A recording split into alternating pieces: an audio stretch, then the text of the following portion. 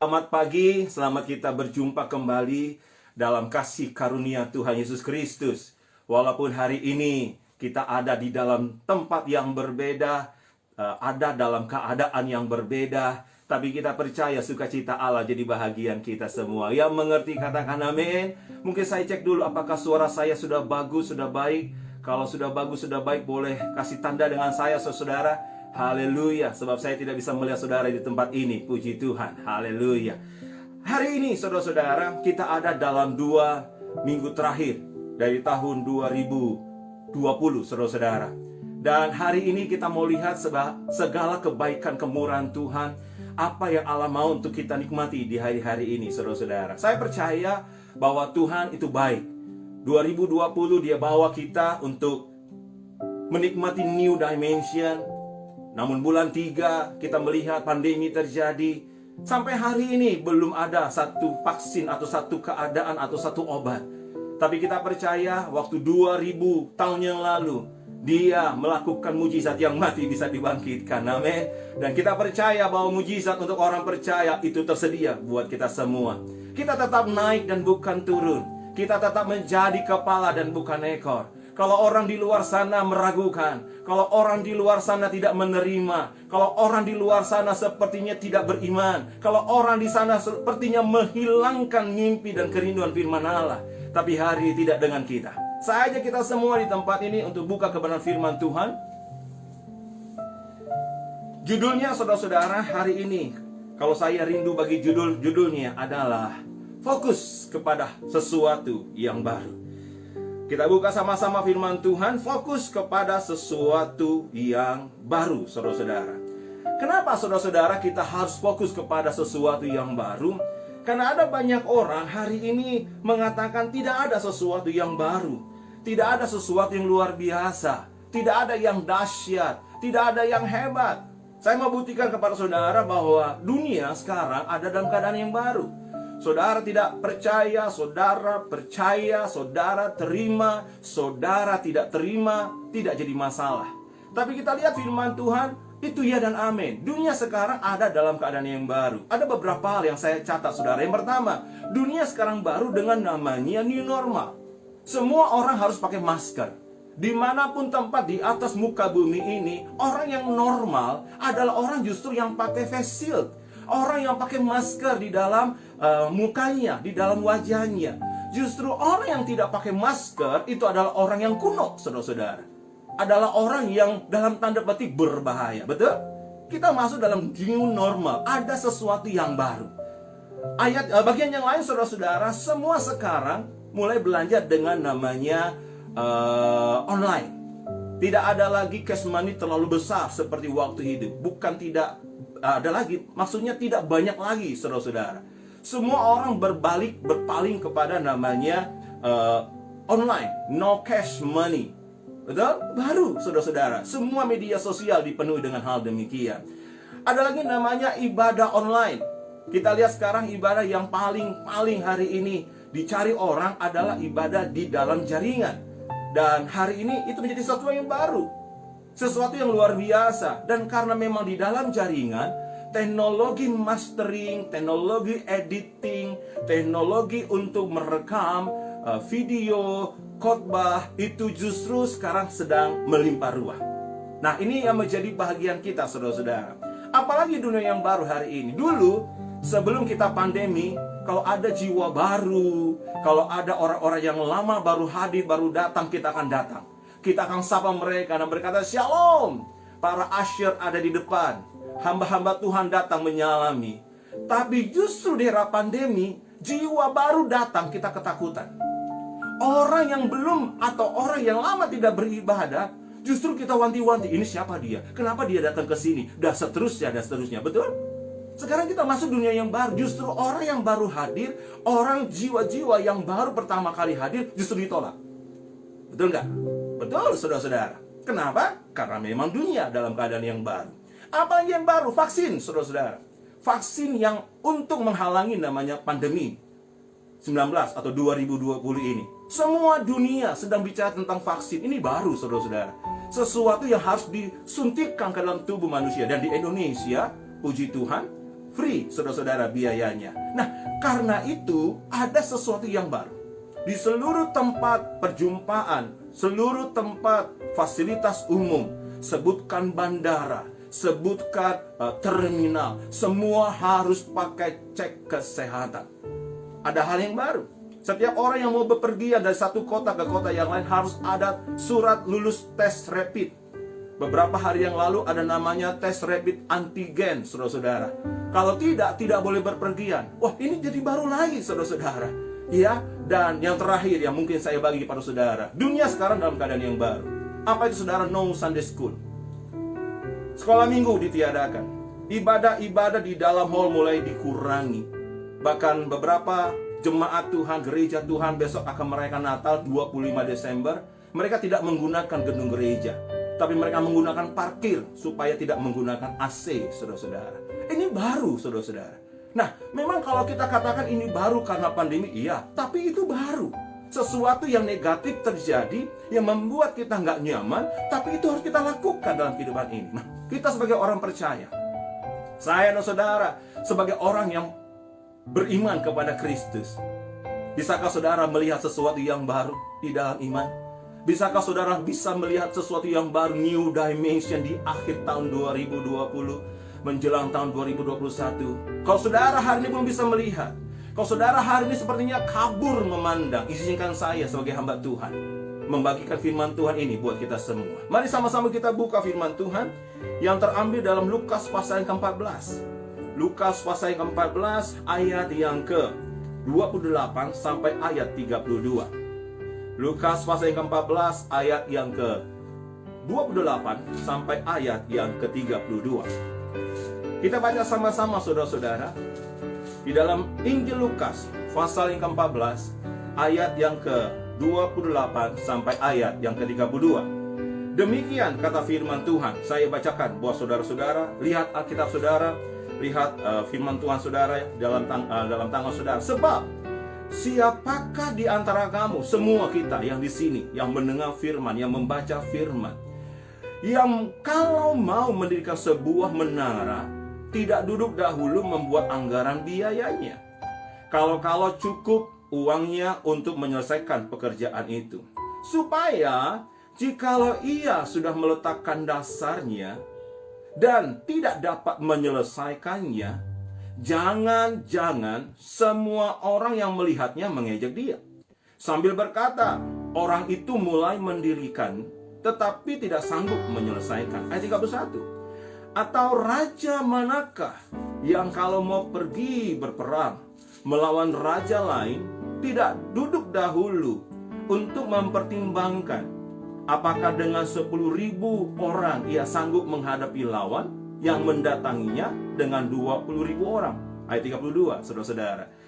Jikalau tidak, ia akan mengirim utusan selama musuh itu masih jauh untuk menanyakan syarat-syarat perdamaian.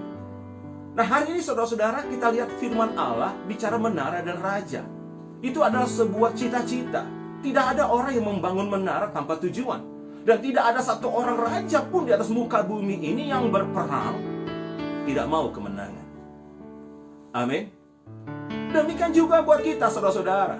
Kalau Tuhan bawa kita dalam dimensi yang baru 2020, gambarannya ada sesuatu peperangan, sesuatu hal yang baru. Menara diciptakan untuk apa? Untuk sesuatu fungsi yang baru. Raja berperang untuk apa? Untuk lihat wilayah yang baru. Raja berperang untuk apa? Untuk dapatkan harta yang baru. Raja berperang untuk dapatkan apa? Untuk dapatkan kemenangan yang baru. Amin. Tetapi jangan lupa saudara, ada hikmat marifat Tuhan di dalamnya. Berkat Tuhan tidak selalu ada di atas tanganmu, tapi berkat Tuhan itu ada selalu dalam jangkauan tanganmu. Kalau Tuhan kasih kita hari ini tetap naik dan bukan turun. Kalau Tuhan buat kita hari ini 2020 menjadi kepala dan bukan ekor, dan kau lihat di luar sana sepertinya menghalangi, engkau harus bisa melihat sesuatu yang baru. Engkau harus bisa melihat sesuatu yang menjanjikan, sekalipun segala sesuatunya itu sepertinya tidak kelihatan. Tujuan firman Allah pagi ini, saudara-saudara, supaya jemaat yang saya layani, hamba-hamba Tuhan yang mendengar firman Tuhan hari ini, engkau mempersiapkan persiapan rohani. Ada fase yang baru yang sedang dipaksa dunia 2021. Sesuatu yang daging kita, iman kita terhalang untuk melihat kemuliaan Allah. Tapi saudara dituntun oleh firman Tuhan untuk mempersiapkan persiapan rohani yang spesial. Tujuan yang kedua, supaya saudara mengetahui alasan-alasan apa hingga saudara harus melihat sesuatu dengan kacamata yang berbeda. Kenapa Tuhan izinkan ini terjadi selama hampir 1 tahun? Karena Tuhan mau bahwa hanya orang percaya, saya ulangi, hanya orang yang percaya. 2 miliar lebih penduduk di atas muka bumi ini, tapi nggak semuanya sungguh-sungguh percaya. Hanya orang yang percaya, dia akan melihat perubahan tetap naik dan bukan turun, menjadi kepala dan bukan ekor, sekalipun dalam keadaan yang sulit. Dan tujuan yang ketiga, supaya saudara bisa melihat bagaimana Tuhan membuka sesuatu yang baru dalam kehidupan orang yang percaya di hari-hari ini. Yang setuju katakan amin.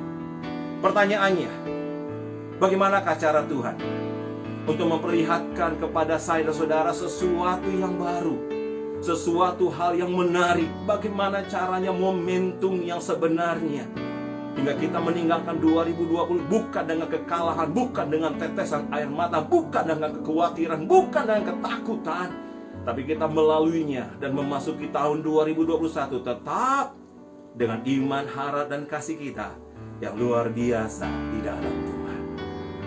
Amin. Mari sama-sama. Ada 3 hal yang saya rindu bagi pada saudara.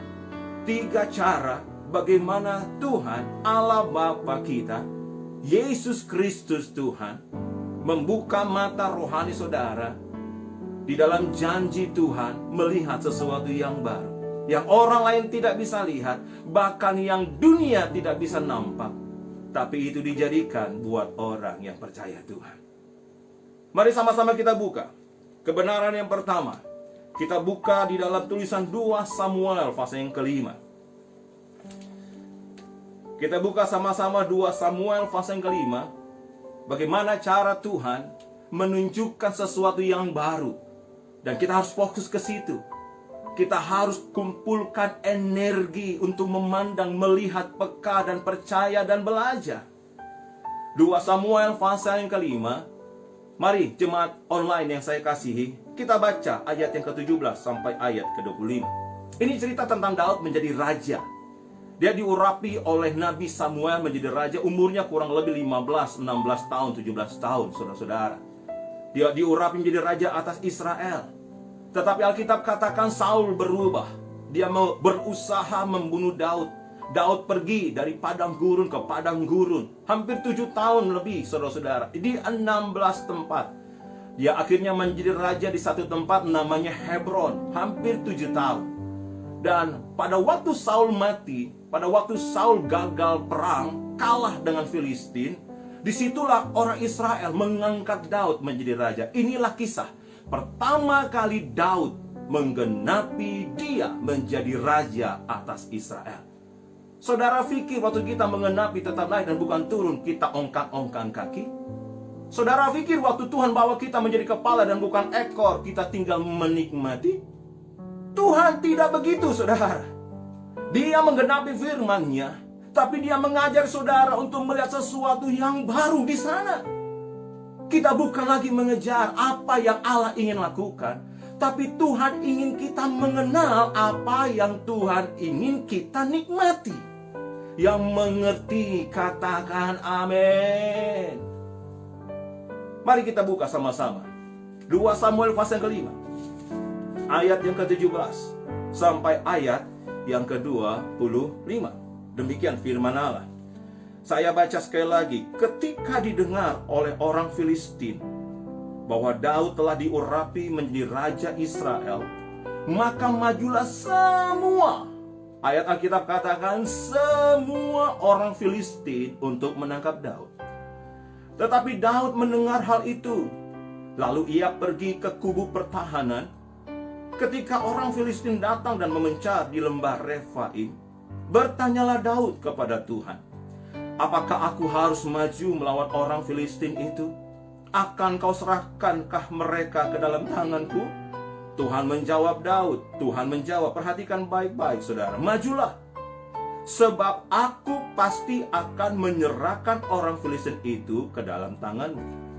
Lalu datanglah Daud ke Baal Perasim dan memukul mereka kalah di sana. Berkatalah ia, Tuhan telah menerobos musuhku di depan seperti air menerobos. Sebab itu orang menamakan tempat itu Baal Perasim. Orang Filistin meninggalkan berhalanya di sana. Coba bayangkan, peperangan pertama Daud, itu orang Filistin bawa berhala mereka, Tuhan mereka. Lalu Daud dan orang-orangnya mengangkatnya. Ketika orang Filistin maju sekali lagi dan memencar di lembah Refaim, maka bertanyalah Daud kepada Tuhan dan ia menjawab, janganlah maju, tetapi buatlah gerakan lingkaran sampai ke belakang mereka, sehingga engkau dapat menyerang mereka dari jurusan pohon-pohon kertau. Perhatikan, ada pohon di sini. Coba bayangkan saudara yang berperang dengan tombak, dengan lembing, dengan pedang. Lalu ada bicara, Tuhan bicara tentang pohon. Coba saudara-saudara bayangkan, tidak masuk akal, tidak ada hubungan, bahkan logika pun tidak bisa menerima. Dan bila engkau mendengar bunyi derap langkah di puncak pohon-pohon kertau, ini hanya kepada Daud, maka haruslah Daud bertindak cepat. Sebab pada waktu itu Tuhan telah keluar berperang, Tuhan telah keluar berperang di depanmu untuk memukul kalah tentara orang Filistin. Dan Daud berbuat demikian seperti yang diperintahkan Tuhan kepadanya. Maka ia memukul kalah orang Filistin mulai dari Geba sampai ke Gezer. Nah, ini saudara-saudara kisah yang luar biasa. Melihat sesuatu yang baru di dalam kapasitas yang baru. Ini bukan jadi raja saudara-saudara. Ini tentang bagaimana dia sedang menjadi raja. Daud berperang, ya. Daud adalah panglima, iya. Tapi yang kita baca hari ini, peperangan pertama dia menjadi raja Israel. Menjadi raja seluruh bangsa. Pengurapan yang dia terima digenapi. Dan peperangan ini, peperangan pertama, umurnya pada waktu itu Daud 30 tahun. Dan dia masih muda. Dia masih deg-degan bagaimana berperang menjadi raja. Mewakili bangsa. Untuk satu bangsa yang telah mengalahkan Israel, namanya Filistin, yang telah membuat Saul bunuh diri dan membuat bangsa ini tercerai-berai. Ini bukan yang mudah saudara-saudara. Ini bukan mudah. Tapi kita melihat bagaimana Daud bisa melihat sesuatu yang baru. Dan hari ini bagaimana kita bisa melihat sesuatu yang baru di dalam Tuhan. Ayat Alkitab katakan, saudara-saudara, kalau kita mau lihat yang baru, kalau kita mau lihat sesuatu yang baru di dalam Tuhan, maka Tuhan akan buat engkau bergantung sepenuhnya. Saya ulangi sekali lagi, cara Tuhan membuat engkau bergantung sepenuhnya kepada Allah, supaya kau bisa melihat sesuatu yang baru. Yang mengerti katakan amin. Cara Daud untuk bergantung kepada Allah dan cara Tuhan supaya kita semua bergantung kepada Tuhan hanya dengan namanya permasalahan. Pandemi 2020 membuat kita semua mencari Tuhan sungguh-sungguh. Dan pada waktu kita mencari Tuhan sungguh-sungguh, buat orang yang percaya, maka kita akan bertanya. Ciri orang yang bergantung ada dua. Yang pertama dia bertanya, yang kedua dia taat melakukan. Ciri orang bergantung kepada Tuhan itu hanya dua. Yang pertama dia bertanya, dan yang kedua dia taat melakukan. Itu dua kata, dua bagian seperti satu mata uang yang tidak bisa dilepaskan. Kalau engkau hari ini bertanya kepada Tuhan, namun engkau tidak taat, engkau tidak bergantung. Kalau engkau hari ini berusaha melakukan sesuatu kepada Tuhan, tapi engkau tidak bertanya rencana-rancangan Allah, engkau hanya pakai kekuatanmu sendiri, engkau tidak bergantung kepada Tuhan. Daud bertanya. Dia bertanya kepada Tuhan 2 kali, saudara-saudara. Dan jawaban Tuhan 2 hal yang berbeda. Kalau hari ini kau bertanya kepada Tuhan, maukah engkau melakukan sesuatu yang Tuhan lakukan, ingin lakukan dalam hidupmu? Daud bertanya waktu dia berperang kepada orang Filistin, majukah aku melawan bangsa itu Tuhan? Peperangan kedua, Juga Daud bertanya, majukah aku melawan bangsa Filistin itu Tuhan? Apa jawaban Tuhan saudara-saudara? Jawaban yang pertama, pada waktu peperangan yang pertama, maju. Sebab aku pasti menyerahkan mereka ke dalam tanganmu. Tuhan berkata maju. Tidak ada strategi, hadapan berhadapan saudara-saudara. Dengan semangat juang yang luar biasa, Tuhan sudah berjanji pasti menang. Aku akan menyerahkan. Ayat Alkitab katakan Daud berperang. Ayat 20, dia berperang saudara-saudara. Dan musuh kalah di lembah Refaim. Tapi ayat yang terbaik saudara-saudara, musuh meninggalkan berhala mereka. Ayat 21. Kemenangan terjadi di pihak Daud, di pihak Israel. Apakah mereka berpesta? Apakah mereka bersenang-senang, berfoya-foya? Tidak saudara-saudara. Filistin datang kembali. Ada dua kenapa dia datang kembali. Yang pertama, membuktikan mereka masih bisa berperang. Yang kedua, berhala mereka, berhala orang Filistin, itu diambil sama Daud. Peperangan kedua lebih bahaya. Semua orang Filistin bergabung kembali. Karena mereka berperang bukan hanya untuk kemenangan, tapi untuk berhala mereka. Kadang-kadang saudara-saudara, waktu kita alami kemenangan yang pertama, peperangan yang kedua kita anggap itu biasa. Pada waktu kita sudah pelayanan yang pertama, sudah hebat, dahsyat, luar biasa, WL yang luar biasa, pengkhotbah yang luar biasa, pendoa yang luar biasa. Tapi kita lupa untuk berdoa dan bergantung kepada Tuhan sepenuhnya dalam pelayanan kita kemudian. Itulah letak kekalahan kita. Apa yang terjadi saudara-saudara? Daud bertanya pada waktu peperangan kedua, Tuhan, apakah aku maju melawan mereka? Apa jawab Tuhan? Disuruh lakukan yang berbeda. Berputar kamu, kelilingi musuhmu seperti lingkaran di lembah Refaim. Saya nggak bisa bayangkan saudara-saudara, betapa luasnya, betapa banyaknya, betapa letihnya. Dan ayat Alkitab katakan, kamu dengar bunyi seperti sesuatu suara di atas pohon kertal, bunyi derap langkah. Daud sedang diajari apa? Kepekaan. Hanya Daud yang tahu ayat ini. Hanya Daud yang tahu punya komando untuk berperang. 2020 ini, di era pandemi, Tuhan sedang mengajar engkau untuk peka, saudara. Amin. Generasi milenial, bapak dan ibu yang saya kasih dalam Tuhan Yesus, engkau tidak disuruh untuk menyerang seperti yang biasa, dengan klaim-klaim yang ada. Tapi Tuhan suruh engkau untuk peka. Apa yang Tuhan mau? Bunyi derap langkah Tuhan, kata firman Allah, karena aku pada waktu bunyi itu kau dengar, aku ada di depanmu. Tuhan ada di depan kita. Saya mengingat saudara-saudara, 2019 sedikit kesaksian, bagaimana saya ada dalam doa puasa setelah kami ada di dalam Empower 2018 tentang generasi milenial. Saya ada di situ, saya bawa 7 anak milenial di situ. 2018 berakhir, 2019 berakhir. Saya bertanya, apakah anak milenial ini tetap maju? Tapi Juni tahun 2019 Tuhan lakukan sesuatu. Dalam sebuah doa puasa, hamba Tuhan anak milenial membagikan sebuah firman Allah dan menegur saya sebagai gembala. Di situ saya nangis netes air mata di hadapan 2 hamba Tuhan. Tuhan mau anak generasi milenial itu maju. 2019 saya persiapkan mereka, saudara-saudara, dari bulan Agustus, September, Oktober, November. Dari seorang pelayan Tuhan sampai Tuhan suruh mereka berkhotbah. Saya katakan mereka boleh berkhotbah Tuhan, tapi jangan dalam ibadah perjamuan kudus. Tuhan katakan aku mau mereka perjamuan kudus. Saya di situ berdebat dengan Tuhan. Tapi puji Tuhan, Tuhan memberikan kepada saya hati seorang hamba. Terima kasih buat pastor-pastor yang ada di Ipo. Semua katakan, pastor, kalau Tuhan berbicara, biarkanlah kita taat melakukannya.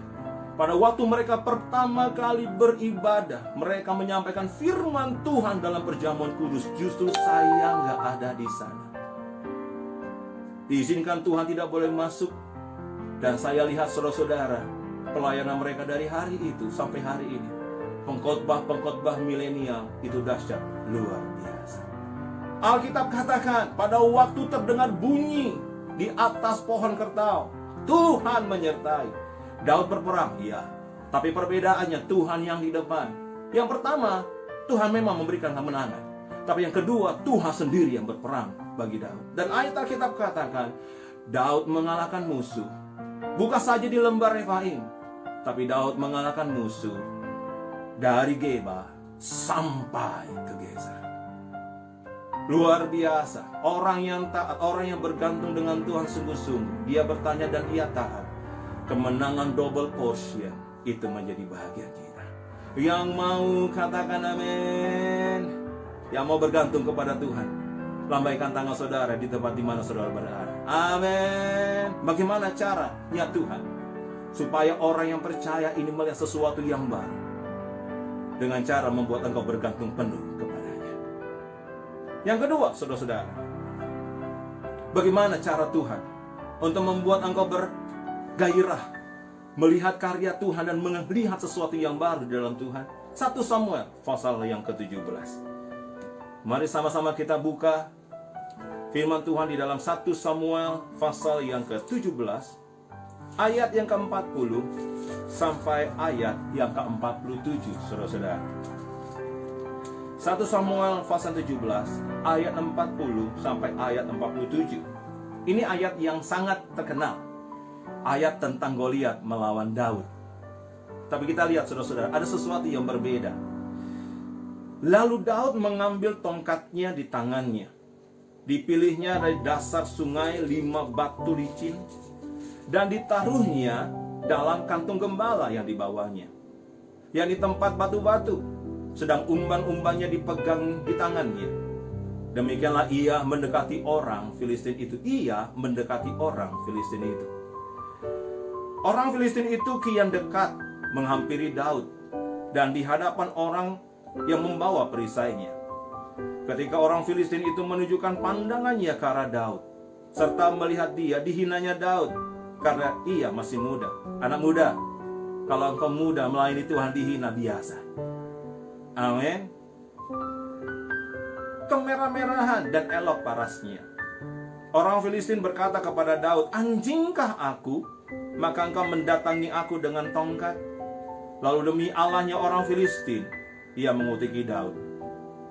Pula orang Filistin itu berkata kepada Daud, "Hadapilah aku, maka aku akan memberikan dagingmu kepada burung-burung di udara dan kepada binatang-binatang di padang." Tetapi Daud berkata kepada orang Filistin, "Engkau mendatangi aku dengan pedang, dengan tombak, dengan lembing, tetapi aku mendatangi engkau dengan nama Tuhan semesta alam, Allah segala barisan Israel yang kau tantang itu. Hari ini juga Tuhan akan menyerahkan engkau ke dalam tanganku, dan aku akan mengalahkan engkau dan memenggal kepalamu dari tubuhmu. Hari ini juga aku akan memberikan mayatmu diulangi, dan mayat tentara orang Filistin kepada burung-burung di udara dan kepada binatang liar, supaya seluruh bumi tahu, seluruh dunia tahu bahwa Israel mempunyai Allah, dan supaya segenap jemaah ini tahu bahwa Tuhan menyelamatkan, bukan dengan pedang dan bukan dengan lembing, sebab di tangan Tuhanlah pertempuran, dan ia pun menyerahkan kamu ke dalam tangan kami." Melihat sesuatu yang baru di dalam keadaan yang sukar itu tidak mudah. Tetap naik dan bukan turun, menjadi kepala dan bukan ekor di masa-masa genting hari ini atau di masa yang akan datang, itu bukan hal yang mudah. Daud diurapi oleh Tuhan, oleh Nabi Samuel. Dia menjadi raja, tapi dia adalah gembala, saudara-saudara. Satu kali sudah ada pertempuran yang luar biasa. Goliat menghina-hina tentara Allah. Kita tahu saudara-saudara, tentara Israel. Dan Daud waktu itu hanya sedang menghantar makanan untuk abang-abangnya. Dan kita tahu saudara-saudara, dia mengalami hinaan. Jadi Daud bukan hanya dihina oleh abang-abangnya, tapi juga dia mengalami hinaan oleh musuhnya. Dan apa yang terjadi, saudara-saudara? Singkat cerita, dia ambil bagian untuk berperang. Hari ini, kalau nggak ada orang lain mau berperang, kalau nggak ada orang lain yang terbeban buat keluargamu, buat masa depanmu, buat komunitasmu, buat orang-orang sekelilingmu, kau harus maju seperti Daud. Amin. Kalau ada sesuatu yang harus berperang dan lain yang ketakutan, kita orang percaya, harus bisa masuk ke sana. Apa yang Daud buat, saudara-saudara? Daud seorang gembala, dia punya peralatan berperang sangat sederhana. Alkitab katakan dia hanya punya tongkat, dia hanya punya kantung gembala, dia hanya punya umban atau ali-ali, saudara-saudara. Dan Alkitab katakan Goliat itu tentara, tingginya 3 meter, dipenuhi dengan seluruh selengkap senjata perang. Dari mudanya memang dia terlatih, saudara-saudara. Wow, jadi Daud berhadapan dengan seorang yang luar biasa, seperti ya kalau kita katakan belalang dan raksasa. Tapi bagaimanakah Daud bisa melihat sesuatu yang baru, kemenangan lepas kemenangan di kemudian? Ayat Alkitab katakan ada beberapa hal.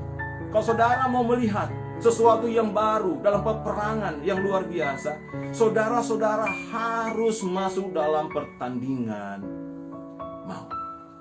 Kalau saudara ingin melihat sesuatu yang luar biasa, sesuatu yang baru yang Tuhan inginkan kita lihat, mau tidak mau cara Tuhan adalah saudara harus masuk dalam pertandingan hidup dan mati. Saya percaya anak-anak Tuhan yang ada di Malaysia, di Ipoh Perak khususnya, pernah mengalami namanya pertandingan ekonomi hidup dan mati. Kalau aku nggak kerja, masa depanku nggak ada. Kalau aku nggak kerja sungguh-sungguh, maka keluarga juga tidak akan lihat mujizat dan penyertaan Allah. Kita pernah mengalami teman-teman kita yang ada di karantina, di isolasi, kena COVID 2020 kemarin. Mereka mengalami bagaimana pertandingan, kita nggak tahu saudara-saudara. Tapi mereka mengalami bagaimana mereka ketakutan, bagaimana mereka meneteskan air mata, dan mereka keluar hari ini sebagai pemenang, saudara-saudara. Bagaimana kita bisa menang dalam pertandingan hidup dan mati, melihat sesuatu yang baru? Kalau engkau tidak melakukannya, tidak dapat kita melihat sesuatu yang baru. Tapi kalau saudara hari ini masuk dalam pertandingan hidup dan mati, saya nggak tahu saudara, beberapa orang mungkin di tempat ini ada pertandingan hidup dan mati. Saudara-saudara harus lihat sesuatu yang baru. Jangan mundur, tetap maju. Apa yang Daud lakukan, saudara-saudara? Hal yang pertama kali dilakukan dalam pertandingan hidup dan mati, dia kalahkan ketakutannya. Dia kalahkan ketakutannya dan mulai bersikap berani. Pertanyaannya, pastor, bagaimana pastor tahu bahwa Daud itu bersikap berani? Bagaimana pastor tahu bahwa Daud itu mulai bertindak dengan kekuatan Allah? Yang saya baca, saudara-saudara, dia mulai memaksimalkan peralatan perangnya. Dia tahu apa yang dia punya. Dia nggak pusing dengan apa yang dia tidak punya. Yang dia tahu umban-umban, yang dia tahu adalah tongkat gembala, yang dia tahu adalah ali-ali batu. Dia tahu itu bagaimana mengalahkan namanya beruang, macan, singa. Dia tahu, dia maksimalkan. Saya hari ini tantang kita yang ada dimanapun, maksimalkan apa yang Tuhan beri dalam hidupmu. Doa, iman, harap, kasih, pengalaman, pelayanan, kekuatan, semangat. Maksimalkan itu. Mungkin kau tidak punya banyak berkat, mungkin kau tidak punya banyak kesempatan, mungkin kau tidak banyak orang-orang yang bisa menolong engkau. Tapi percayalah, waktu kau maksimalkan peralatan yang Tuhan beri, sederhana, mungkin peralatan gembala, tapi tidak akan pernah menghalangi kemenangan menjadi bagian saya dan saudara. Amin. Amin. Dia maksimal, saudara-saudara. Dia tahu strategi, dia dikasih pedang, dikasih peralatannya Saul, tapi dia nggak mau, saudara-saudara. Dia tahu yang efektif dan efisien. Memang pedang bagus, tapi pedang melawan namanya Goliat yang tinggi pasti kalah. Tombak memang bagus, tapi tombak apa yang bisa meluncur, bisa membunuh namanya Goliat? Tidak ada. Tapi dia tahu ada namanya satu maksimal, namanya umban. Dia melihat sebuah titik kosong di dahi sini terbuka. Dan dia katakan, inilah kekuatan yang aku punya. Dengan ali-ali, saudara-saudara, dia ayun-ayunkan seperti dia mengalahkan beruang, macan yang mengejar.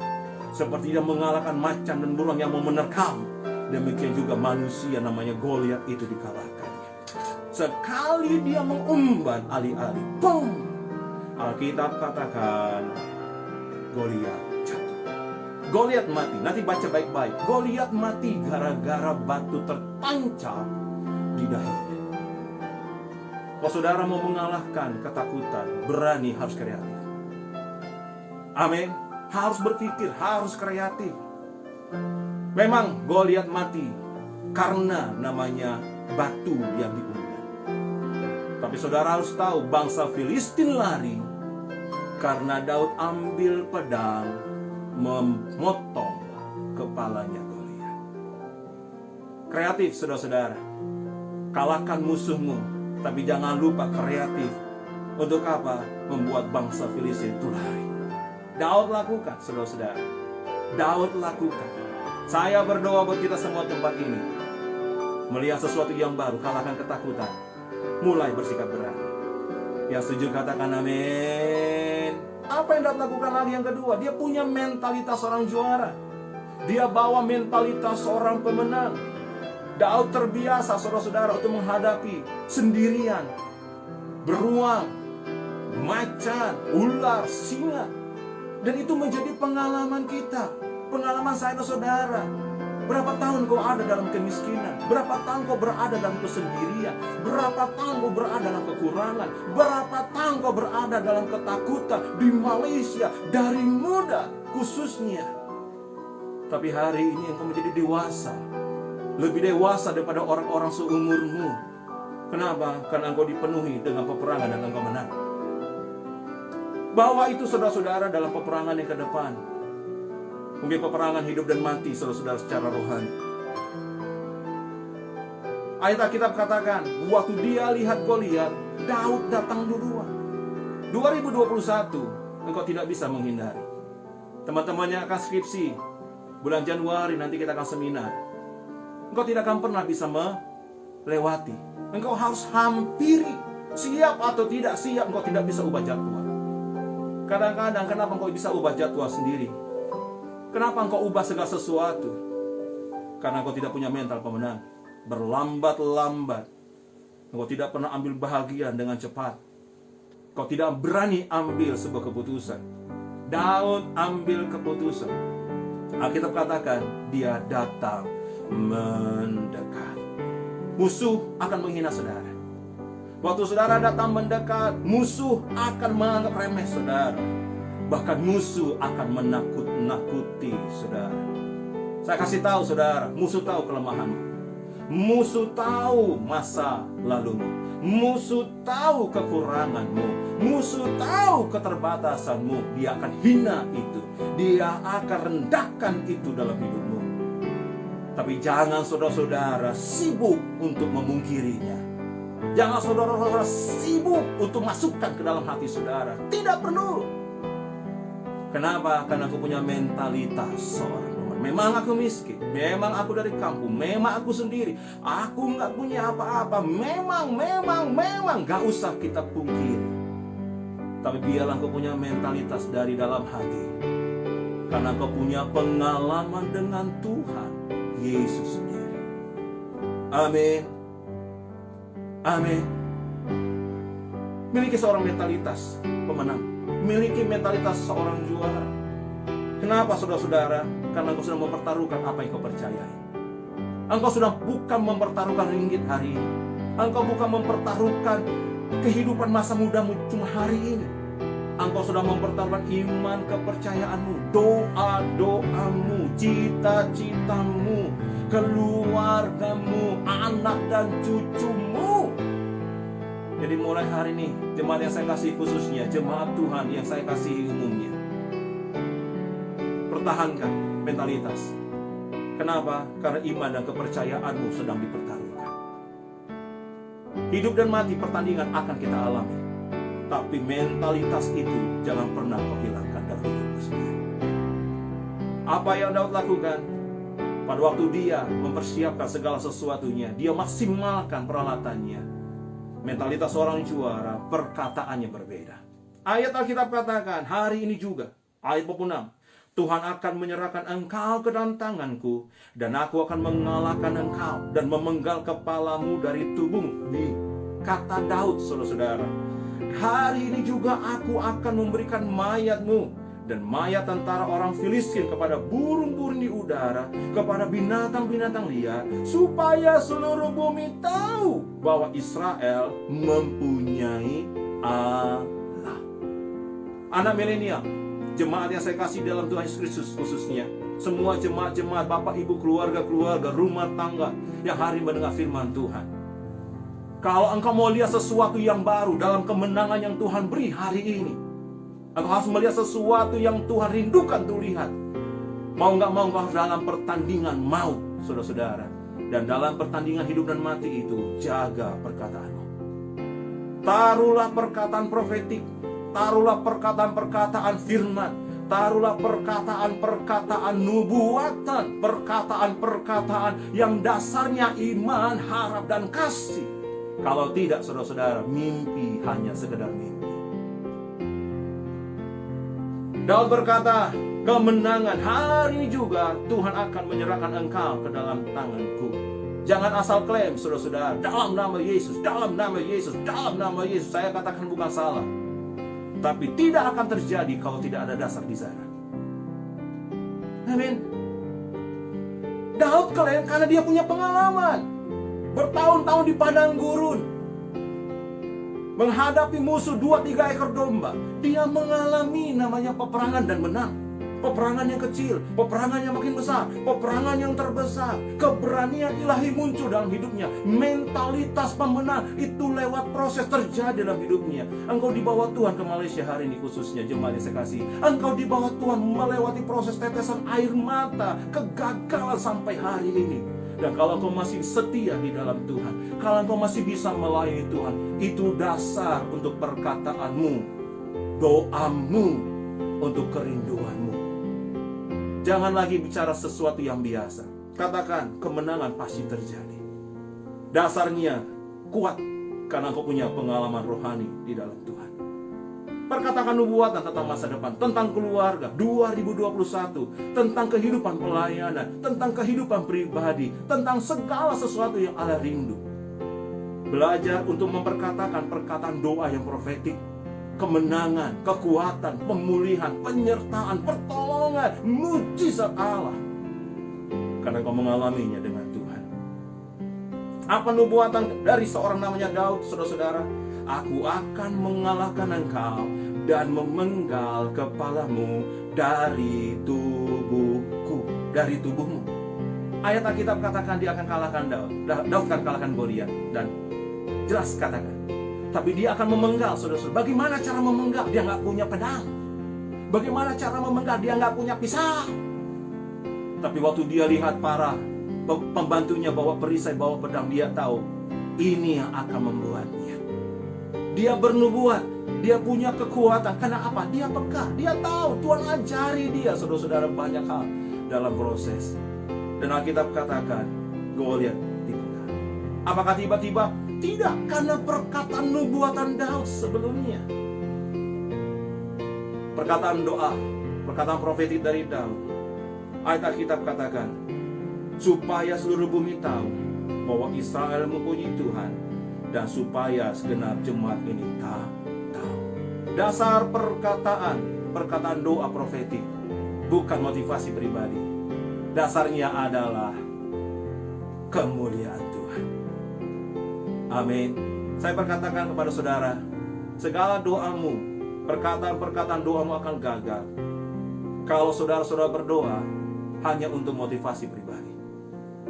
Tapi saya kasih tahu saudara, kalau saudara dasarnya adalah Tuhan, saudara dasarnya adalah kesaksian, saudara dasarnya adalah umat pilihan Allah, percayalah, perkataan doamu, perkataan-perkataan profetik, saudara-saudara, untuk masa depan, sesuatu yang belum terjadi, tapi engkau diberitahu hari ini, maka itu akan terjadi. Nama Tuhan ditinggikan, dipermuliakan. Tuhan akan membela saudara. Yang mengerti katakan amin. Bagaimana cara Tuhan supaya kau bisa melihat sesuatu yang baru? Bagaimana caranya? Membuat engkau bergantung penuh.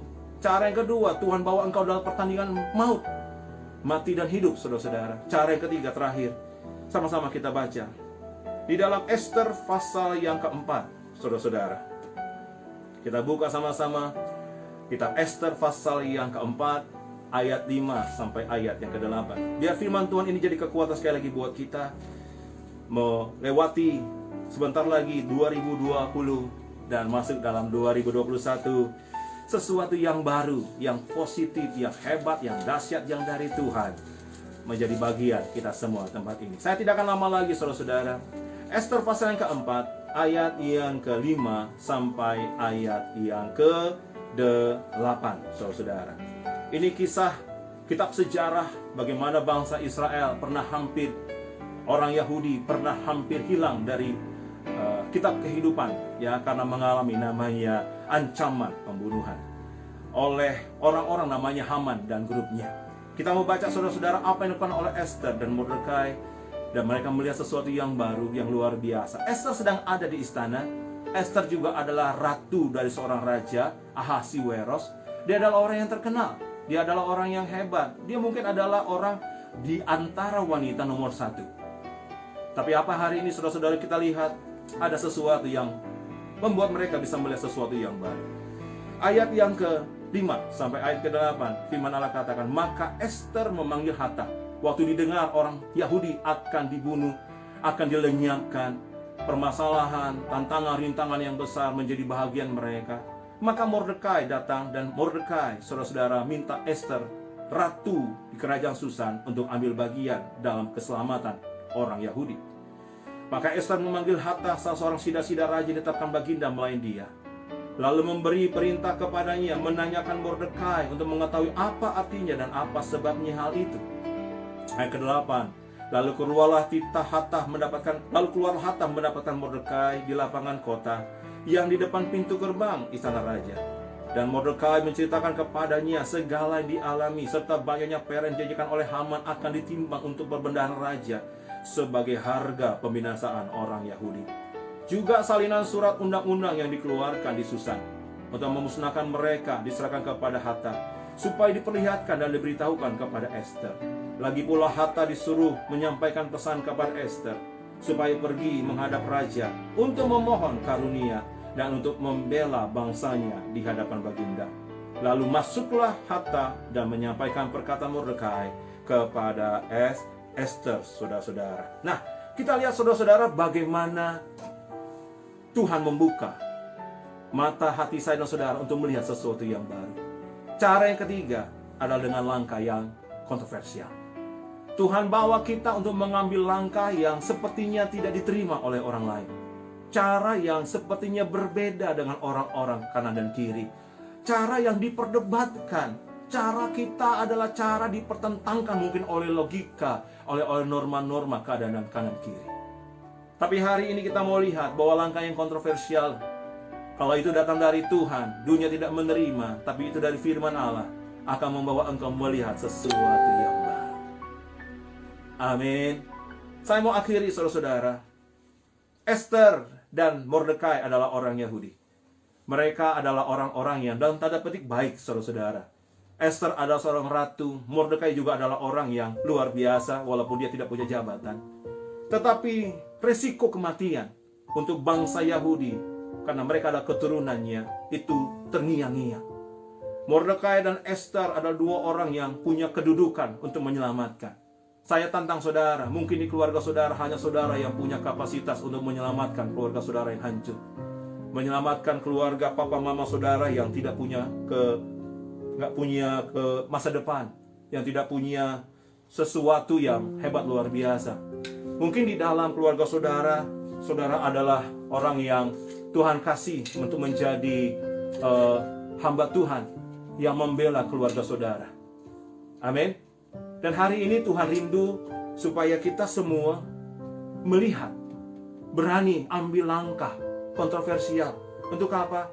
Untuk mendukung keluarga kita di dalam Tuhan. Saya akhiri, saudara-saudara, apa yang dilakukan oleh Esther, oleh Mordekai. Dan itu juga yang menjadi bahagian kita, saudara-saudara. Jangan takut, jangan khawatir. Allah menyertai kita, saudara-saudara. Mungkin kau dipermalukan, mungkin kau mengalami sebuah tantangan yang luar biasa, ketakutan. Tapi hari ini, saudara-saudara, pandemi sudah membuat orang ketakutan luar biasa. Jangan sampai kita gagal untuk melanjutkan karya Tuhan luar biasa. Apa yang dilakukan saudara-saudara? Kalau saudara baca baik-baik di dalam Esther, mereka lakukan yang pertama apa? Terus bergerak. Terus bergerak, saudara-saudara. Mereka nggak nunggu bola, tapi mereka jemput bola. Mereka nggak tunggu dunia berubah, tapi mereka buat perubahan. Mereka nggak tunggu orang lain mulai, tapi mereka punya kapasitas untuk memulai. Anak-anak muda milenial di IPO yang saya layani, kami layani. Engkau sudah punya kapasitas mendobrak. Engkau punya kapasitas menerobos. Jadi jangan lagi merendahkan kapasitas itu, saudara-saudara. Jadi jangan lagi saudara-saudara bermain-main dengan panggilanmu. Amin. Amin. Engkau punya kapasitas itu, saudara-saudara. Tuhan izinkan semua diam. 2020 semua keadaan begitu menekan, tapi engkau tetap naik dan bukan turun. Engkau punya kapasitas penerobos. Ayat Alkitab katakan, ayat 14 dari pasal 4 Ester, sebab sekalipun engkau pada saat ini berdiam di diri saja, bagi orang Yahudi akan timbul juga pertolongan dan kelepasan dari pihak lain, dan engkau dengan kaum keluargamu akan binasa. Siapa tahu, mungkin justru untuk saat seperti ini engkau boleh kedudukan sebagai ratu. Kita tahu Ester itu adalah ratu, tapi belum ratu yang sepenuhnya ratu. Masih ada sebuah batas-batas, saudara-saudara. Dan di situ, saudara-saudara, Mordekai katakan, Ester, jangan karena engkau ratu, engkau selamat dari keadaan ini. Engkau harus ambil bagian untuk terluput. Engkau harus bergerak dengan aku. Dan saya katakan buat teman-teman di Malaysia, teman-teman hamba-hamba Tuhan, kita buat kehidupan kita untuk terus bergerak. Beberapa waktu saya undang jemaat Tuhan, kita nggak punya Natal 2020. Tapi Tuhan tegur saya, kamu nggak punya Natal, bukan berarti kamu nggak terbeban buat mereka yang melakukan Natal. Dan saya ajak mereka untuk berdoa, mari kita berdoa. Kita berdoa, terus bergerak. Supaya Natal kita 2020 jangan kehilangan makna. Supaya Natal gereja-gereja Tuhan tahun 2020 jangan kehilangan kualitas. Dan kami satu hati, kami berdoa berjaga-jaga. Kami doa berjaga-jaga dan berjaga-jaga. Tanggal 23 nanti, doa berjaga-jaga untuk pelayanan Natal seluruh gereja yang ada di dalam misi khususnya. Kita berdoa supaya Tuhan melakukan yang terbaik. Amin. Lakukan sesuatu, terus bergerak. Supaya apa? Terjadi keluputan. Jangan kita hanya melihat dan melihat dan melihat dan melihat lalu netes air mata. Lakukan sesuatu, lakukan sesuatu, lakukan sesuatu. Percayalah, Tuhan akan buka jalan dalam kehidupan kita. Apa yang dilakukan saudara-saudara? Saudara baca ayat yang ke-16, pasal yang ke-4. Pergilah, kata Ester, kumpulkanlah semua orang Yahudi di kerajaan Susan. Berpuasalah untuk aku. Janganlah makan, janganlah minum 3 hari lamanya, baik waktu malam, baik waktu siang. Ambil puasa 3 hari. Langkah kontroversi justru terjadi. Mereka ambil sebuah langkah namanya di luar dugaan. Bukan cari pengacara, bukan cari orang kuat, bukan menghubungi raja, walaupun Ester adalah ratunya. Tapi mereka memilih untuk berpuasa. Bersamamu, Bapa, ku lewati semua perkenananmu yang cari Tuhan dulu. Waktu kita mengalami segala sesuatu, cari Tuhan dulu. Saya tantang semua kita semua di tempat ini, cari Tuhan dulu. Amin. Kita ada dalam puasa 21 hari. Saya sebagai hamba Tuhan, saya ambil bagian. Walaupun berat. Banyak kali hari-hari saya gagal berpuasa. Tapi saya belajar untuk mengambil bagian dalam puasa. Demikian juga saudara, ambil bagian dalam puasa saudara-saudara. Ayat Alkitab katakan seluruhnya ambil puasa untuk siapa? Untuk Ester. Mereka berpuasa untuk siapa? Untuk Ester. Kenapa? Karena Ester yang akan mengalami sebuah langkah kontroversi. Dia akan datang menghadap Raja Ahasiweros yang menurut undang-undang siapa yang tidak dipanggil namun datang menghadap, ada 2 hukumannya. Kalau tongkat itu ditujukan berarti dia hidup. Tapi kalau tongkat itu tidak ditujukan, siapapun dia, maka orang itu harus mati. Kenapa sampai hari ini engkau tidak ambil langkah kontroversial? Karena engkau pikir engkau masih hidup, belum mati. Sorry. Kenapa kau main-main?